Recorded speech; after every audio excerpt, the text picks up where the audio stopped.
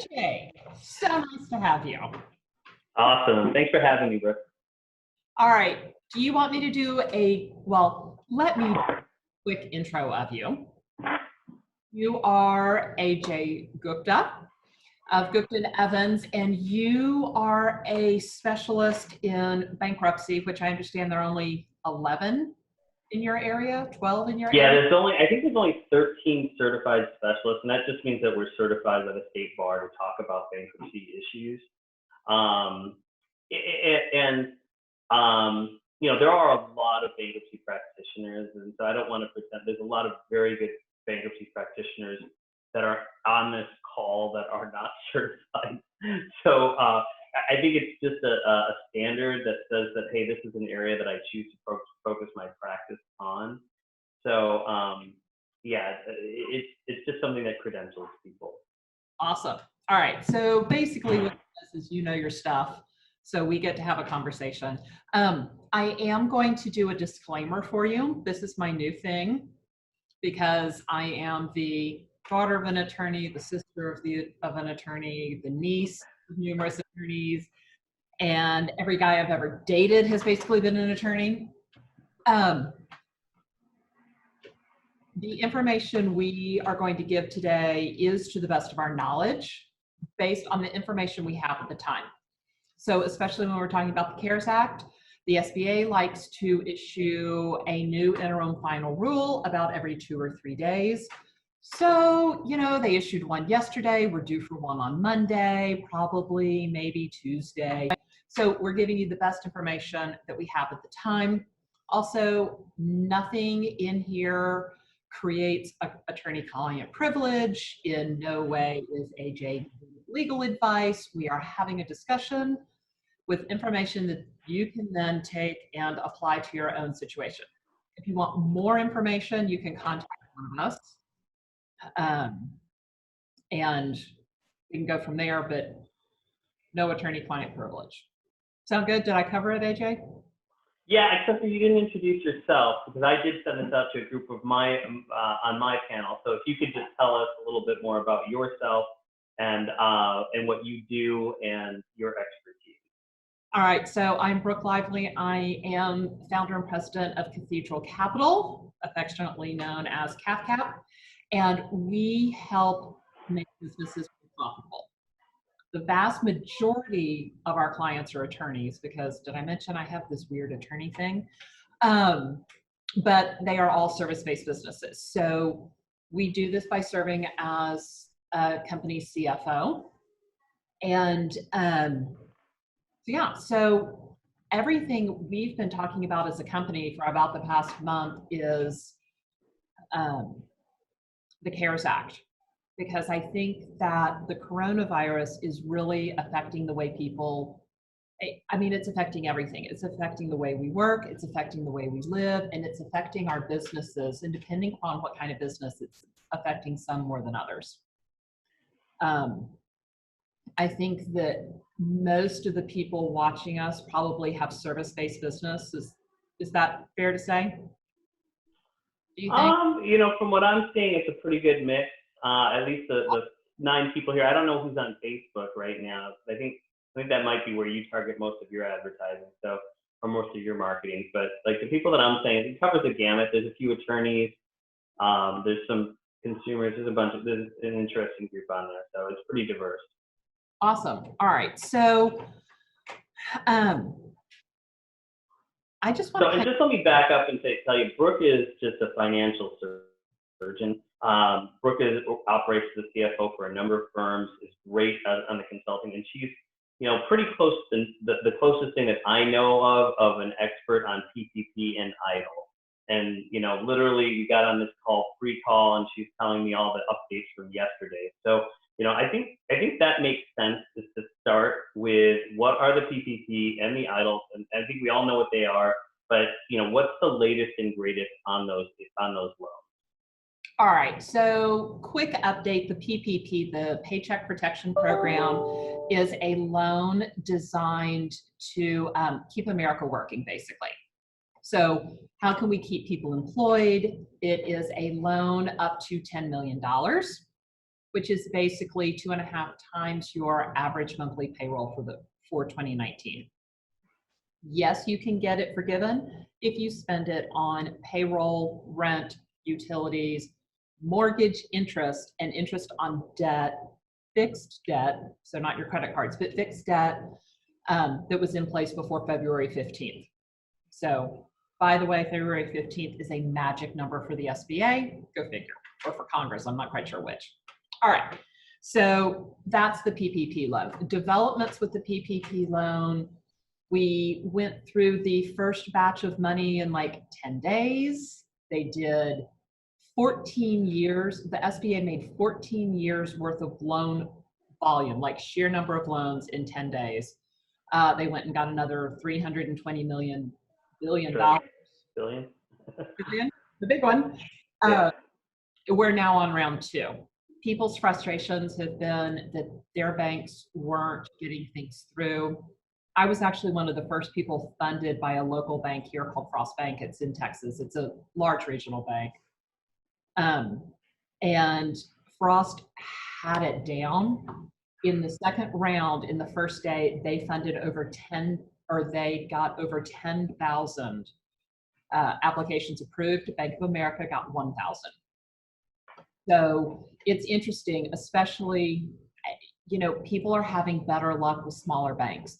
If your bank hasn't funded you, go to Kabbage, Kabbage, go to NerdWallet, go to Bluevine.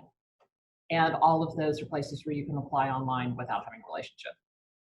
Okay, so that's PPP. The biggest change when they refunded the program was you had to sign a sterner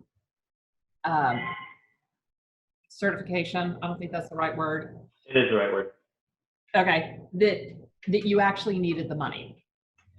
The first round, it was, have you been impacted or do you think you will be impacted? Second round, much stiffer, and gotta love the US government, they made it retroactive. So if you didn't really need the money and you had access to capital somewhere else and you took it, you now have until May 14th to give the money back. And I think everybody's heard about Potbelly and the LA Lakers and some other people who have gotten money that really, maybe, while they technically qualify, they probably shouldn't have gotten it. So they're all getting it back. All right, have I covered the PPP? Yeah, I mean, I don't know if any changes, anything recent. You were mentioning some changes to EIDL from yesterday. Are there any newer updates on PPP that are recent?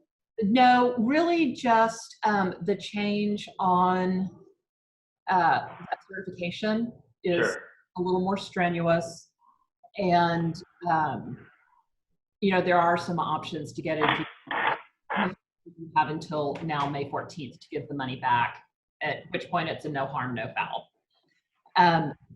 They have said, I believe, every loan that was $2 million or more will be audited by the SBA. Okay. So just,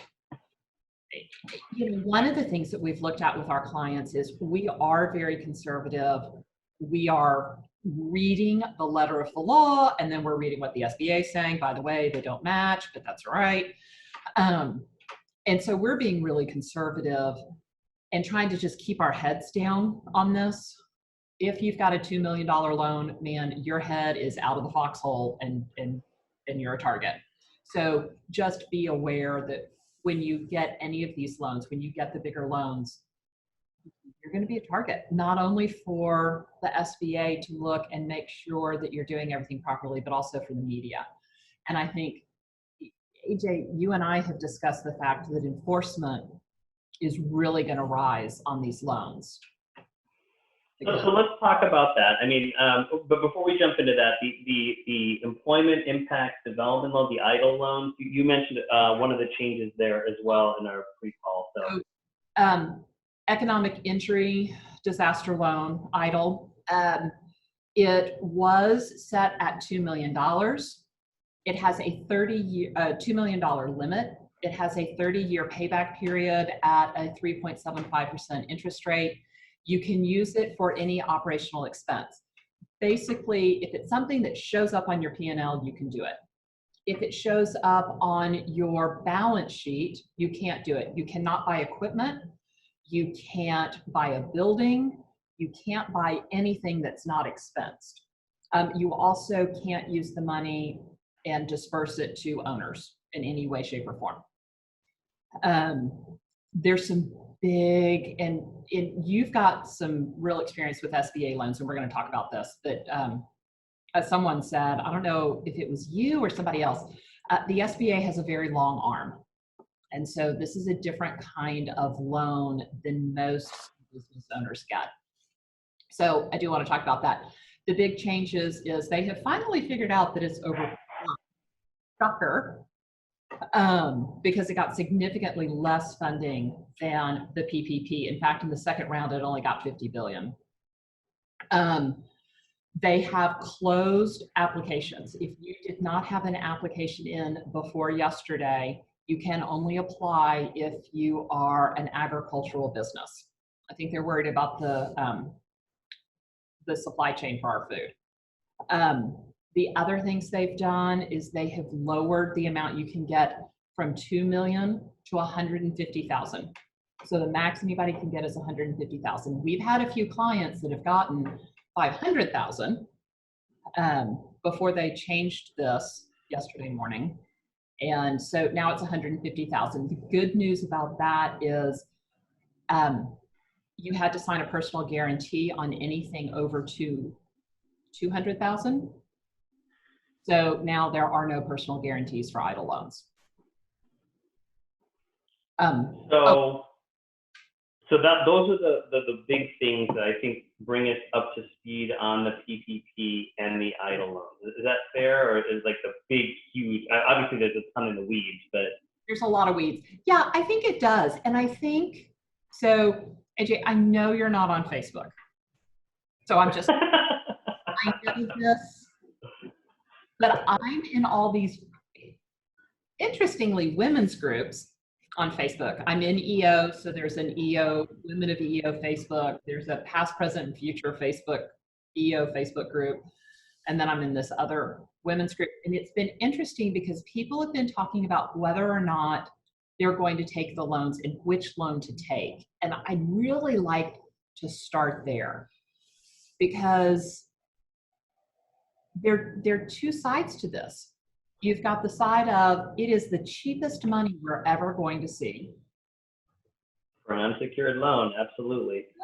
I mean, holy cow, 1% on the PPP for what doesn't get forgiven, and most of it can get forgiven, but you've got this new certification. And so, is it right for you? But even more than that, and same with the idle, do we take this $150,000? We do great things with it. There are some certifications, but the other side is, and Ajay, this is really for you. When does a business know whether they should take on debt or not? So let's start with the PPP, right? And there's certain basics around the PPP. And the first one is debt forgiveness. And I believe the number is 75% of what you take in, which, I mean, if your payroll is consistent with your median from last year, 75% of the money that you take in over the following ensuing 8 weeks must be used towards payroll. And there's some deviations in there and some nuance in there that we're probably, we can cover, but it's probably not worth it for this purposes. So let's assume for a moment that you have a business that hasn't slowed down and you're par for the course. If you can spend 75% of your payroll on 75% of your median payroll from last year on payroll services, and that's going to be forgiven. Rent, it's going to be forgiven. Mortgage payments, it's going to be forgiven. As long as you're in that 75-25% bucket, then I don't think there is a question on the PPP as to whether you take it or not. As long as you can, in good faith, sign that certification saying that there's a need, which, there's plenty of lawyers on this group. So, I mean, as long as you can sign that in good conscience and somehow, fit within the legal definition of need, then I think you take the PPP. The challenge right now is if you think about it, there's still a lot of businesses that have been funded that simply don't have, they're not even at 10% of what their original payroll was. And some of those businesses can actually scale relatively quickly. If you're thinking about a restaurant, the two expenses that they have are going to be debt service and rent. Those are the two things that they can not scale on, that they need to deal with. But then after that, their employee costs, the food costs, some of these other things scale relatively easily. So, but if you've been funded, then you want to try to bring people back to qualify for debt forgiveness. At a minimum, utilize these people in some way, shape, or form, because it becomes free money at that point in time. The challenge is that if you've taken a $200,000 loan, not only, if you're not in that debt forgiveness category, not only does that debt not go away, but it's amortized over 2 years. You don't start payments for 6 months, but it's amortized over 2 years. So if you've got a $200,000 loan, suddenly you're going to be faced with a $10 payment a month in 6 months for repaying this loan back. And yes, it's at 1%, but I don't think people are looking that far ahead right now. I agree. And it's interesting because we talk to our clients about this. Is this the right move? Should you be taking it? Will you be able to pay it back? And one of the, we've got one client who's an attorney, and his business has basically stopped because of the type of law he practices. And it's been really frustrating because he's trying to hire his people back and they won't come back because they're making so much money on unemployment. That extra $600 a week kicker from the CARES Act means that in Texas, you make about $57,000 a year on unemployment. California, it's slightly higher. It's like $2,000 higher. So it's really interesting. The SBA did come out with a new FAQ today. It has not been included in their interim final rules.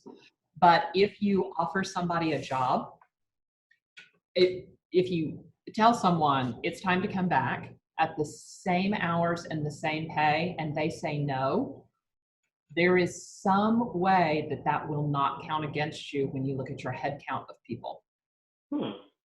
So that's interesting. I haven't heard that one before either. Yeah, the other thing that I'm seeing is that, and I'm dealing with this, and you know this because we had this earlier today, but my kids are home, right? My kids are home, and between my wife and I, we're tag teaming them, but I know a lot of people that are saying, hey, if I have to come back to a job where I cannot work from home, it's just not going to work for me. I'd rather be on unemployment. So I can imagine people are struggling with that as well. Well, and here's the interesting thing. Yes, and there are a few ways that you can not come back to work, that you can refuse a job and keep that $600 a week kicker. Because if you turn down a job, turn down going back to work, you'll lose the $600 kicker. There are some exceptions. If you have coronavirus, if a family member has coronavirus, or if your children's school is not in session, you don't have childcare. So, it's rough. It's hard. The other thing that's interesting is people are like, I like working at home. I don't want to come back into the office, period, ever. I'm definitely going to be spending more time at home. I'll tell you right now. Yeah, no, it's definitely, probably one day a week I'm going to be here. And then especially this summer and, the short term, because the kids are home, my wife and I are going to have to split time with this. So yeah, we're lucky in that we've got a pretty distributed office, and we were able to get out to the corners pretty quickly, but obviously that doesn't work for everybody. So the idle loans is capped now at 150. If you haven't applied, you can't apply. If you have applied, then and you've got maybe a potential for $1 million loan, I guess the next question becomes, what are some of the considerations around that if it does get funded? Well, so first of all, you're only going to get funded at 150,000. Oh, okay. So even if you've applied, you're still capped. Funding is capped at 150. Funding is capped at 150. Applications were capped as of yesterday. So yeah, I mean, we had, I think, 2 clients get approved yesterday, and they were both at that 150 limit. Okay. You know, do you take it? Do you need it? I would love for you to talk about. Yeah. Because it's Yeah. So other lenders. again, so you have the PPP, right? And again, you have this, and I would say, let's assume 50% of people in the PPP are going to be in that camp of, I'm going to get this forgiven some way, shape, or form. I'm going to hire my kids if I have to put them on payroll. I don't care. I'm going to get this forgiven, and they've got their things worked out, right? And I think you've got another 50% that are service-based industries that simply cannot afford to hire people, or they don't have the jobs for people, or they can't recruit the people that they need in order to get people back to work. And then the question becomes, what do you take a loan? When do you actually need it, right? And I think it's a really broad question. It's going to vary from person to person. So the PPP is not personally guaranteed. So the first question becomes one of solvency for your company. Is your company solvent, right? Is this something that if you don't have it, then you're not going to be able to function for, let's say, the foreseeable 6 months? And the challenge with this is we're all trying to define what a return to normalcy looks like. Nobody has quite put their finger as to what that looks like. Because I'll tell you right now, even as a bankruptcy firm, and most of the bankruptcy people I talk to, like, yeah, we're slow. I mean, April hit, everybody froze, nothing's happening. And everyone's just waiting to see if their PPP money comes in, what unemployment looks like, if they're laid off. You know, there's just this general feeling, and I've said this before in other terms, but bankruptcy is always a lagging indicator of the economy because, you know, people get done, they run up credit cards, they run up lines of credit, they try to pay it off, they try to negotiate, and then they file for bankruptcy. So it's almost a 2-year lagging indicator from a lot of industries. So we're slow right now, but to tell you the truth, we're expecting to be busy throughout the rest of the year.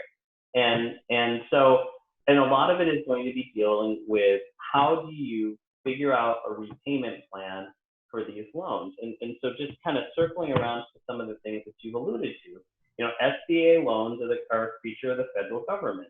They utilize the Treasury to do collections. And if you've ever dealt with a tax lien or a tax situation, you have some idea of what this is like. I mean, you wake up one day and there's no money in your bank account. You wake up one day and there's a lien on your house or your assets. They do not need to go to court to get a judgment. They do not need to go and do very much by way of due process in order to enforce their rights under the SBA collections process. That said, okay, go ahead. You waive a ton of rights. I've got a list here. Let me see if I can find it, because it is an amazing list of what you say. Yeah, I waived the right. And, you know, some of them are things like, you know, they don't go to court and get a judgment. They just suck all the money out of your account. Yeah, no, they do that. And but here's the other side of that coin. Like, so most of the SBA collections that I've dealt with in the past are not direct SBA loans. They're usually loans, I guess, I don't know, 709 loans or 5-something loans, but they're you know, SBA, yeah, so they're SBA loans that were partially funded by a bank, and then the balance was funded by the SBA. So it's almost a dual collections process, because the SBA has got the more secured interest and the bank has a less secured interest. So when property values drop, the bank does the collections first, the SBA sits and waits, and then the bank can go in afterwards if they need to. So that's the way I've seen it done in the past most of the time. But when it does get to the SBA, there's a couple of things that you need to understand about the SBA. The SBA can be really, really ruthless, but they can also be very friendly if you communicate properly with them. Because the SBA, in a sense, the purpose of the mission of the SBA is they know that they're going to fund a bunch of businesses that are going to fail. Like, and I don't know if this is going to be the same with the PPP, to be honest with you. I'm just talking about historically with the SBA. It's a small business. They're trying to promote small businesses. They're trying to promote diversity in the workplace. Their mission play is not necessarily to squeeze a pound of blood out of every loan that they give. And so they're going to hear you out. They're going to try and work with you, and they're going to try and work on a repayment plan that works for you, generally speaking, before they hand it off to the U.S. Treasury. And there is like literally a point in time where they're going to say, look, either you work with us and come up with a payment plan or else. And so that process, you know, from the point they contact you to the point that they hand it off to the Treasury, depending on how reactive you are to them, can be as short as 2 months, or it can be as long as years.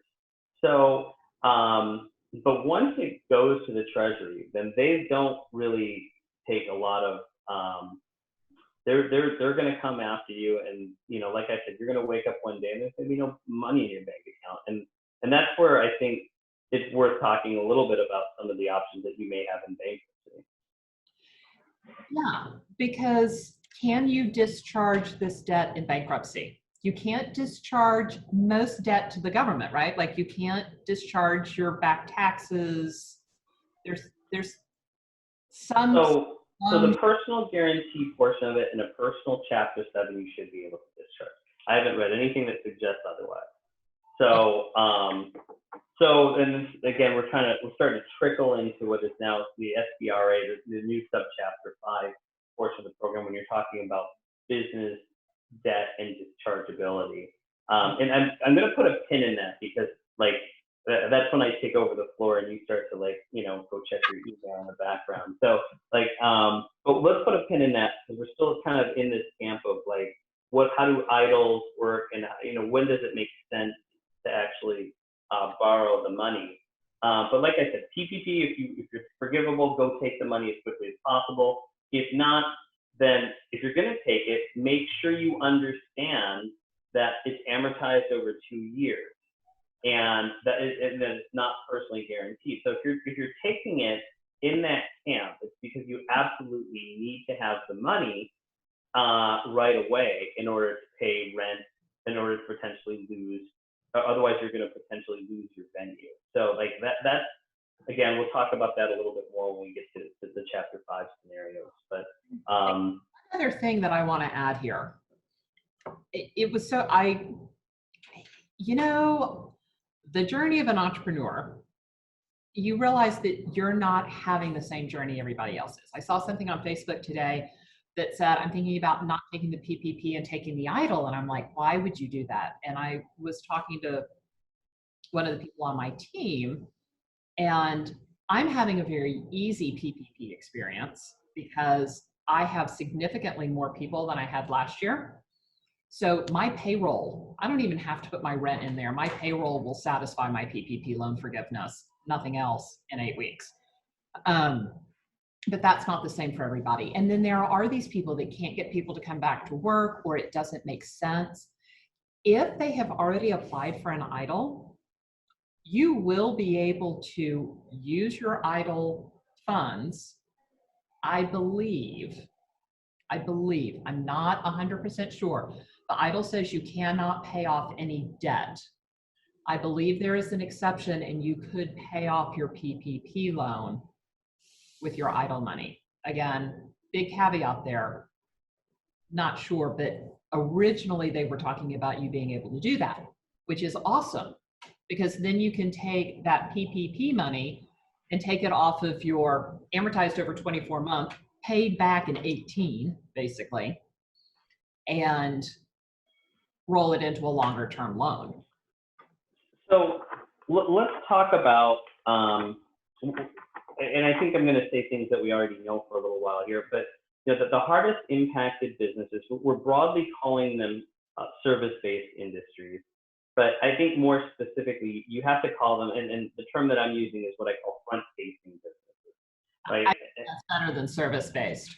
Because we're service-based, and you know, theoretically, you know, yeah, we're impacted, but not like not like a restaurant, not like a barber, not like, a salon or even a dentist office, but like these front-facing businesses that are out there. And what's interesting about these businesses is generally they have, and you and I talked about this, so I'm kind of preaching to the choir here. So, but generally they have massive investments in their physical location, right? And we're talking, whether they made the investment themselves or their landlord made the investment and amortized it through their lease. They have big investments in their venue, and then they also tend to be intimately tied to their venue.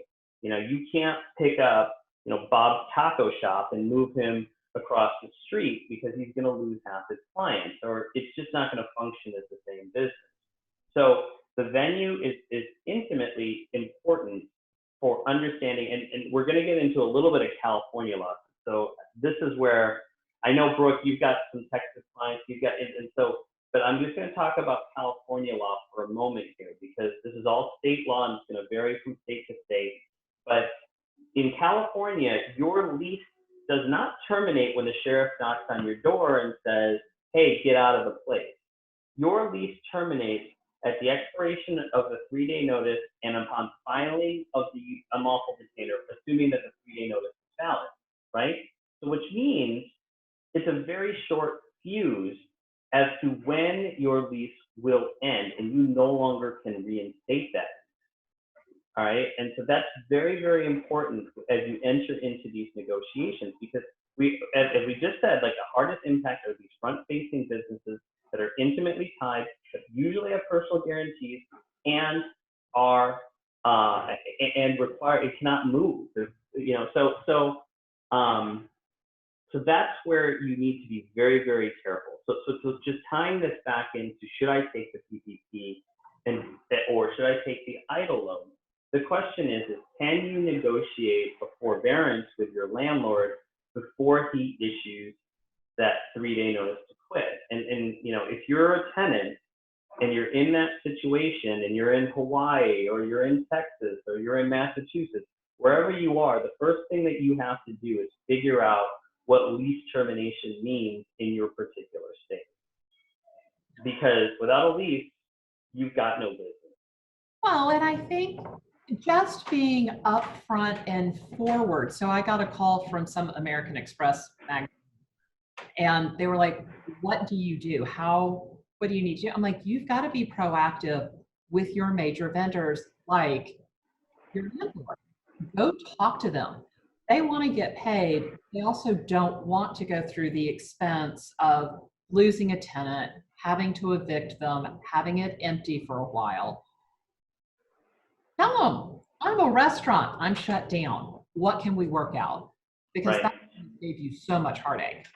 So we work with landlords and tenants on this thing, and the landlords are looking at this saying, look, and again, this is just me eyeballing this thing in California. I think we're going to lose 20% of these businesses that we're talking about. I think you're going to have a 20% vacancy rate in these businesses that we're talking about. And so if you're looking at that type of vacancy rate, then the landlords are saying the same thing. They're saying, geez, I've got a mortgage to make. I've got a mortgage payment. I've got investors. I've got whatever, fill in the blank, that have certain expectations. So we're all going to have to figure out how to share some of this pain. And so, and we did and I don't want to turn this into a landlord tenant seminar, but one of the panels that I had before had a bunch of panelists on there that were landlord tenant guys and workout guys, and we were talking about this. And one of the things that Mark Kagan was on that call, and he said, look, you need to treat it like you're applying for a loan, from the tenant side. The landlord wants to see your financials to demonstrate hardship and to say, hey, look, yeah, this is the best way to share this pain to work forward. Neither of them want a vacancy at the end of this thing. Right, they don't. And so I do think that there's room to work out. I don't think that anyone's going to get everything they want. The tenant is probably not going to get 100% rent abatement. And the landlord's not going to get 100% paid. But if you work together, I think you can avoid ending up in your office where you have either been kicked out or kicking somebody out of a space, which is, as you say, very necessary, especially for those restaurants. You've got to stay in the same place. It never works. Restaurants, retail, salon, like all of those, even dentist's office, you got a bowling alley, like it's just. Yeah. You want to avoid that. And part of that will also help you as you take this money in, whether it's the PPP or the EIDL. Whether it's going to get forgiven or not, it just helps you kind of spread it out. Because if you're only getting $150,000 from your EIDL loan, you need to use it wisely, right? I mean, don't go paying all your rent with it in the first 3 months and then not have any money. With the EIDL loan in particular, or with the PPP in particular, as far as creditors go, right? And to me, when I think of creditors, like, the lowest creditors on my totem poles are usually going to be the credit cards. It's just, generally speaking, they take the longest to sue. There's usually a personal guarantee associated with it, so that tends to cut against a lot of what my business owners would say. But they're going to take the longest to get into a posture where they can actually impact your business. And over the course of that time frame, there's lots of opportunities to do workouts with them. The problem is that they can impact your credit tomorrow. Yeah. So that's the balancing act that you play. I would say that's the first thing. And you've got, I would say the second tier of creditors that you always want to try and make sure to satisfy is going to be, that you could avoid paying. And I hate to say this, but it's probably going to be just outside of unsecured loans. So let me just kind of qualify that with credit cards, just general unsecured loans. But the second tier is going to be your secured mortgages. Because your secured mortgages right now, there's a lot of programs that are out there for secured lenders. A lot of these lenders got money through Fannie and Freddie Mac, and they're under obligations to enter into forbearance agreements.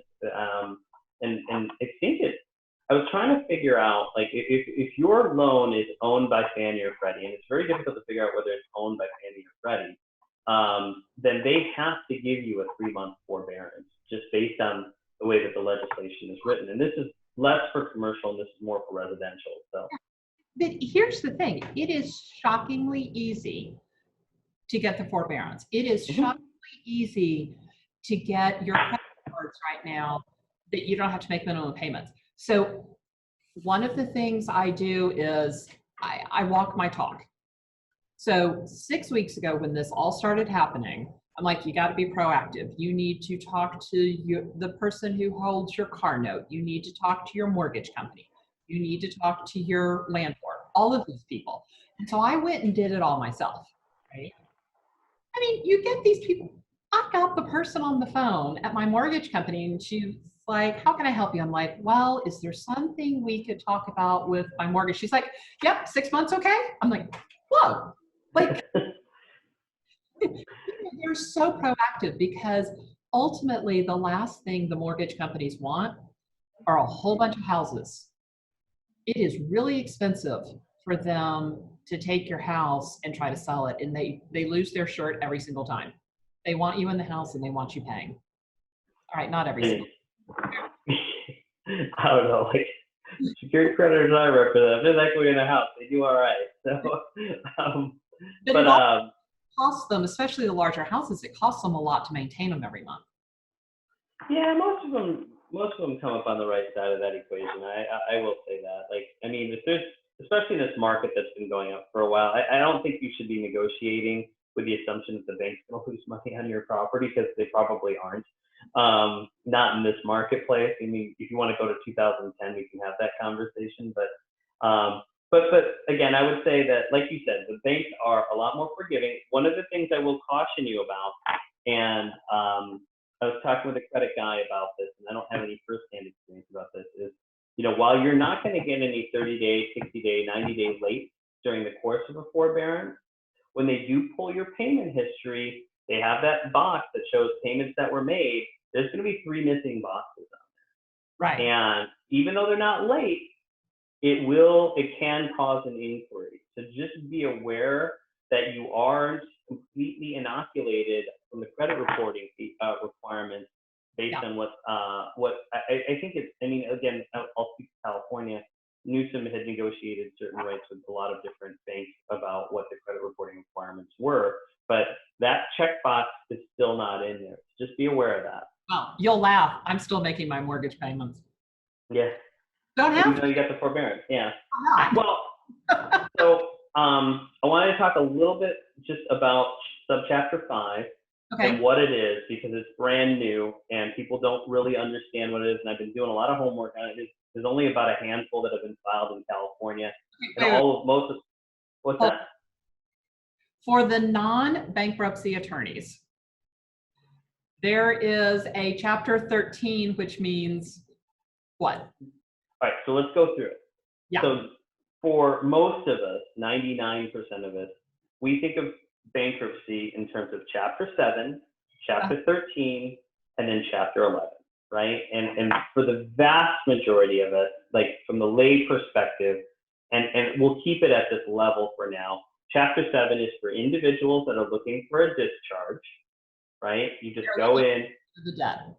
Yep, and they just go in there, they say, hey, I've got nothing, I don't make enough money, boom, here's your discharge on anything except student loans, because, you know, student loan lobby is very, very powerful. So they give a discharge. And to be fair, I would say about 95% of bankruptcies, and this is anecdotal, it's not statistical, so 95% of bankruptcies that are filed are going to be chapter 7 bankruptcies. Okay. Chapter 13 is a restructuring. And it's an individual restructuring bankruptcy. All right. And so the way a chapter 13, it's usually for people, you file 13 for one of really 3 reasons. One is that you make too much money to qualify for a chapter 7. So if you are a doctor making $200,000 and you manage to accrue $1 million of debt, the courts are going to say, hey, look, you should repay some of that money to your creditors. You literally, they run the means test. You have the means to repay some. Let's figure out how much that is. And chapter 13 is the way that they go about doing that. Okay. And this is important because I'll get to that in a second. And then the other reason might be to save your home. So, for example, you've missed a bunch of mortgage payments. The devil's on your doorstep. You've got some equity in your house, or maybe you don't have equity in your house. You lost your job for a period of time, but now you've got a good job. You want to try and restructure the missed payments over time, over up to 5 years. Then a chapter 13 will allow you to save your home and discharge some of your liabilities. Those are the 2 main reasons that you would file a chapter 13, generally speaking. And anyway, I don't want to get into too much nuance. So like that's the chapter 13 filing.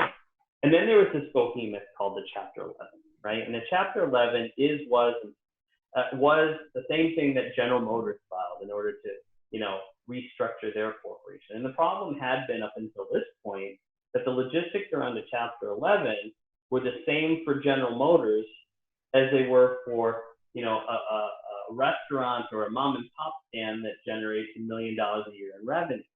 Mm-hmm. And so if you were talking to me as a practitioner, I'd say, look, you can survive in a chapter 11, but it's going to cost you 10% of your overall working capital revenue in order to afford to continue to prosecute this thing for a year.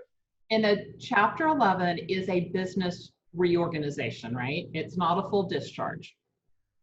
Well, let's talk about that. So chapter 11 is what we would call a restructuring plan for a business, but you can also have what we would call a liquidation plan for a business. So you can do it either way. It's very complicated and very nuanced and very expensive. And the nature of a chapter 11 was as such that it made it unaffordable for any business doing, and I would say anything less than $2 million in revenue, unless you were coming in and you knew exactly where you started and exactly where you were going to go, what we would call a prepackaged chapter 11. It was almost impossible to get a business through a chapter 11 successfully without spending $100,000. Okay. So in February, coincidentally, just right before COVID hit, Congress passed a new subchapter, it's subchapter 5 of chapter 11.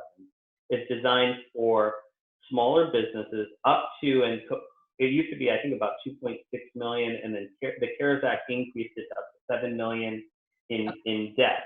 Anything over 7 million in debt, you can't file a subchapter 5. So if you can imagine, that covers a lot of businesses. Yeah. And so there's a couple of major things that happen here in this new subchapter 5 is, the reporting requirements considerably less stringent. They've appointed a chapter 5 trustee whose job it is to facilitate getting a plan through confirmation, where you got to pay him, and there's a lot of questions around how that's going to work still. But there is somebody there that is advocating for the business itself and making sure that goes similar to what we see in an individual chapter 13. The Awesome. big thing that's changed is that now, under many circumstances, you can get a discharge of the debt in business. Really? Yes. This is brand new. Like, before, you could do something called a cram down, and it was subject to something called the absolute priority rule, where the investors had to put in significant new capital into the business in order to effectuate that discharge. The subchapter 5 has gotten rid of that. And so a non-consensual discharge is allowed in a subchapter 5 without new money coming in for the investors. That's the biggest difference. And I know that's complicated, but trust me when I say that's a game changer for most businesses. All right, well, let me ask you a question, because there are a lot of people that don't understand bankruptcy. So we've got this new chapter 5. We've got a restaurant. We've got a lot of bills. We've got a lot of debt for equipment. We've got a giant mortgage or a giant rent payment. We're not going to be able to meet any of those obligations. We realize that it is time to say goodbye to our dream. So can you do a chapter 5 and not declare bankruptcy personally? Oh, absolutely. But you wouldn't do it as a chapter 5. I mean, the first thing that you have to understand when you file any type of bankruptcy, you could run that business through a chapter 7 as well, a subchapter 5 as well as a chapter 11. So there's lots of ways to dissolve it, but none of them would be ideal for the business owner. You lose a lot of control over the assets when you do that, and you potentially open yourself up to liability. So if I'm advising that business, right, like, and unless it's like a company with a lot of investors where the bookkeeping is done, everything is above board. There's been no improper distributions. There's been no commingling. There's no personal guarantees on stuff. Right. As a small business, that just doesn't happen, right? No commingling? I think that's an oxymoron. Right. So I mean, you're creating a lot of exposure, even in a subchapter 5, even in a chapter 7, that otherwise might not exist. And so my first question is going to be is, why don't we just do what we would call a voluntary dissolution? This is an entity. Let's just sell the assets. Let's liquidate the assets, pay off the creditors. And this you need to be careful about from a business owner's perspective, right? You don't get to go sell all the cars at the dealership and then take the money out and say, ha, ha, ha, ha, ha, right? You have to utilize those funds to pay your unsecured creditors, less the administrative costs of the attorneys and the accountants, right? We always get paid. So less the administrative costs, and you utilize the proceeds to satisfy creditors, and then you wrap things up. So there's just a structured dissolution process that we take people through more often than not. There are reasons to file a chapter 7, or in this case, in some cases, I would say a subchapter 5. And so sometimes, and we're just kind of scratching the surface on this right now because this wasn't an option like 2 months ago. But, we've had situations where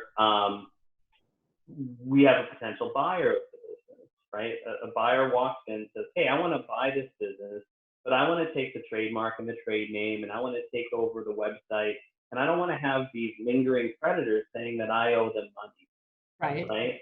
And because I've got the trade name, they don't care that it was an asset sale where we sold the domain name and the trade name and all of these things.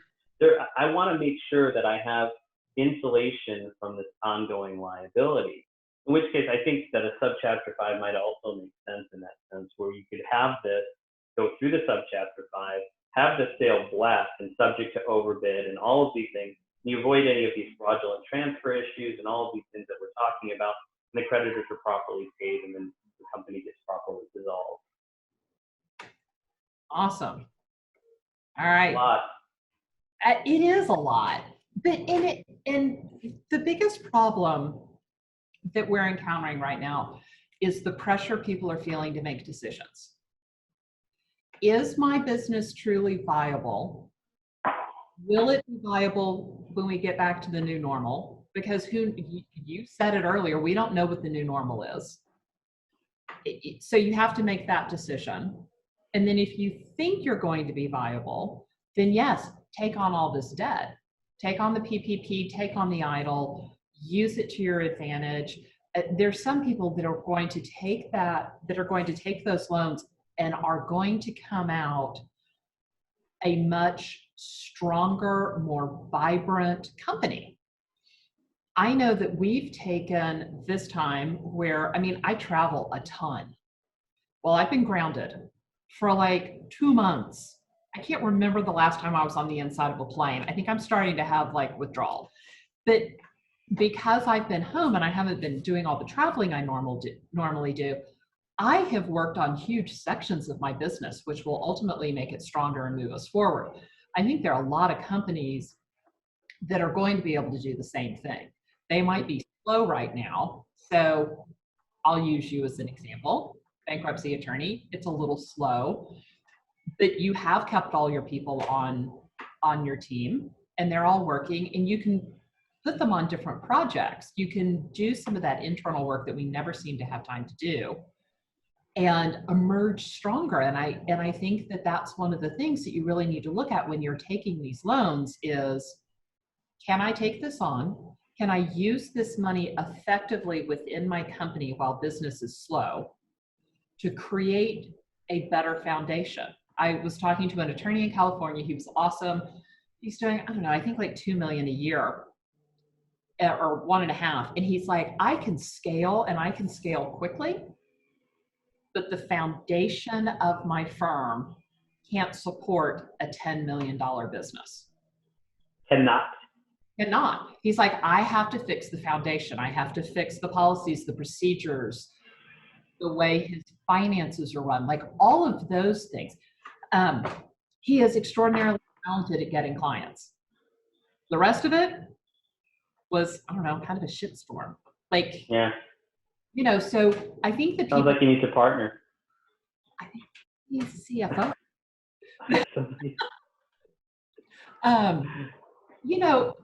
I think that if you can take this time and you can take this money and build a stronger company, you're going to come out way ahead. But I think the real key is knowing or trying to figure out, which is incredibly hard, not how you do it, but is this company viable after this? Because the last thing you want to do is take on $200,000-$300,000 worth of debt and have nothing to show for it. Yeah, there's a balance, right? Like if you're gonna, I know people that are taking it on to build inventory for people that sell, they have online retail type businesses. So for them, they're just simply taking this and changing the form of the money. And I think that's very different than saying, I'm going to spend it on X. And like you said, I think one of the challenges with the PPP and these landlord-tenant negotiations is the landlords are saying, did you get your PPP and where's that money, right? and why can't you use that? Rent, pass it on through. Right. Like if you're going to show me your financials, then where's your PP application? Where are you? Give me a bank statement. Let me see what Bank of America or Cabbage said about your PPP loan. So, but I think that's going to be a case by case basis. And I will also say this, the small business entrepreneur's dilemma is frequently that they've invested so much in their business, and it may be blinders, it may be faith, it may be, I think almost every entrepreneur has said at one point in time, what the hell am I doing this? There's just there's so many easier ways to make a living. I remember, I can remember specifically, a client call that you're just like, you did everything for these clients and they're still pissed. And you're just like, what is it that I need to do in order to effectuate a positive, feeling or result here? Or some of these employee issues, and every entrepreneur has sat there and scratched their head and said, look, I'm going to put my head down and plow through this. Yeah. Right? Because and you what have to have faith. To do is kill their dream. And it's very hard to look at people and say, dude, your dream is dead. Oh, I've done it. It is. I always tell people this, I'm the guy that gets to tell you how screwed you are, right? Like, I do it all the time. And I'm the guy they see before they come see you. Right. And I'm like, okay, so you're technically insolvent, and we're going to have to change some things. Yeah. No, by the time they get to me, they know that there's a problem. They know that there's a problem. I don't know. It is. I do wish people would come to me a little bit earlier so that I could say, okay, here are the boundaries of the problem. But if you navigate and you can avoid hitting, hitting those poles. But unfortunately, if for better or for worse, by the time it gets, it's usually more often than not, there's very little we can do because there's something institutional that is broken. Yeah. All right, AJ, we said an hour. We've got 2 minutes. You want to share one last thought? I don't know if anybody's got questions on the panel. You can throw them in there. Most of these people, I think, know me, but I'm happy to pick up the phone and talk to anybody about anything really in this arena. So, but there's going to be some interesting times ahead of us. I think there are, and I can't figure out how to look on Facebook to see if we have any questions. So we're going to blow past that. They're on Facebook. All right. I'm not seeing any questions in the chat either, so we'll just call it a day there. What is your email address if people want to get in touch with you? Okay, so I am A as in Apple, G as in Gary, and it's socal.law. Socal.law. And if you've got questions for me, I'm Brooke at cathcap.com, CATHCAP. I'm always happy to answer questions. I know you are too. And if you go to our website soon, you can't navigate to it at the moment. But if you go to our website, give me until probably tomorrow, cathcap.com, we have a whole section on all of these loans, everything that's happening with the CARES Act, how to track them, how to decide whether you need them or not, all of that, which is available. So awesome. There are resources. All right. Great. AJ, thanks so much for coming. I really appreciate it. Yeah, awesome. And just real quick, I just want to let people know, I do have a couple more webinars coming. I have one webinar coming up in a couple of weeks that's just on the issue of landlord-tenant and what we call equitable reinstatement of loans in both inside and outside of bankruptcy. So I've got a really good panel that's coming up on that. And then I have a subchapter 5 panel coming up as well. So if you're interested in either one of those things, then just find a way to find me. Google me, you'll find me. So. And, hey, if you want to find me, we've got an employment attorney coming on Tuesday for an hour to answer all your employment questions. So, and I know that's been big. All right. Thanks so much, AJ. I appreciate it. Thank you. All right, cool. Thanks for having me. This was awesome.